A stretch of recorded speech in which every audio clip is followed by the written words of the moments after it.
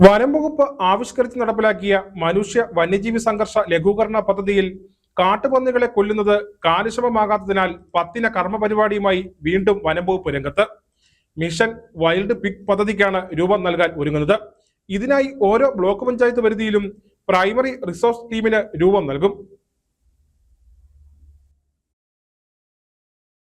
പദ്ധതി ഫലപ്രദമായി വിനിയോഗിക്കുന്നതിന്റെ ഭാഗമായി ബ്ലോക്ക് പഞ്ചായത്ത് പ്രതിനിധികൾ അതാത് ബ്ലോക്ക് പഞ്ചായത്ത് പരിധിയിൽ വരുന്ന സെക്രട്ടറിമാർ, ഫോറസ്റ്റ് ഉദ്യോഗസ്ഥർ, ഷൂട്ടർമാർ, നാട്ടുകാർ എന്നിവരുൾപ്പെടുന്ന പ്രൈമറി റിസോഴ്സ് ടീമിന് രൂപം നൽകുന്നതിനാണ് സർക്കാർ നിർദ്ദേശം നൽകിയിട്ടുള്ളത്.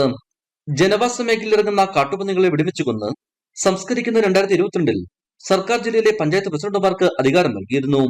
ഇതിനായി ലൈസൻസുള്ള ഷൂട്ടറെ കണ്ടെത്തി പന്നിയെ കൊല്ലുന്നതിന് നിർദ്ദേശം നൽകി.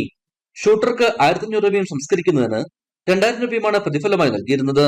എന്നാൽ പദ്ധതിക്ക് വേണ്ട സ്വീകാര്യത ലഭിച്ചില്ല. ഇതോടെയാണ് പത്തിന കർമ്മ പരിപാടിയുമായി വീണ്ടും രംഗത്ത് വരുന്നത്.